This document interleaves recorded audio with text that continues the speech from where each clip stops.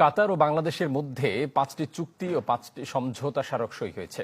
দুপুরে প্রধানমন্ত্রী কার্যালয়ে এই চুক্তি স্বাক্ষরের আনুষ্ঠানিকতায় ছিলেন দুই দেশের দুই শীর্ষ নেতা।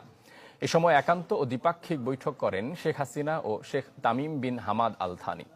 দুদিনের সফরের শেষ আনুষ্ঠানিকতায় অংশ নিতে পরে রাষ্ট্রপতির সাথে সাক্ষাৎ করতে বঙ্গভবনে যান কাতারের আমির। কাতারের আমির Sheikh Tamim bin Hamad Al Thani সফর সঙ্গী সহ যখন প্রধানমন্ত্রীর কার্যালয়ে পৌঁছান তখন বেলা 10:30। প্রধান ফটক টাইগার গেটে তাকে উষ্ণ অভ্যর্থনা জানান প্রধানমন্ত্রী শেখ হাসিনা। এরপর একান্ত বৈঠকে বসেন কাতারের আমির ও প্রধানমন্ত্রী। প্রায় 30 মিনিটের বৈঠকে দুই নেতা কথা বলেন দুদেশের স্বার্থ সংশ্লিষ্ট নানা ইস্যুতে। পরে দ্বিপাক্ষিক বৈঠকে বসেন দুই নেতা। এ সময় ছিলেন দুদেশের মন্ত্রী ও শীর্ষ কর্মকর্তারা।